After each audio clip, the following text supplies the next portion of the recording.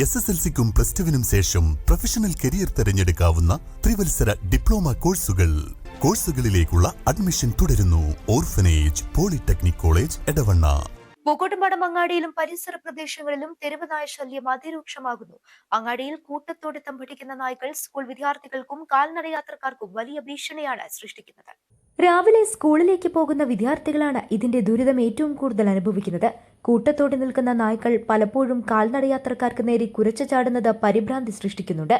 ഭയത്തോടെയാണ് പലരും അങ്ങാടിയിലൂടെ നടന്നു പോകുന്നത്. വാഹനങ്ങൾക്ക് സുഖമായി കടന്നുപോകാൻ കഴിയാത്ത വിധത്തിലാണ് നായ്ക്കൾ റോഡിൽ കൂട്ടത്തോടെ പ്രവേശിക്കുന്നത്.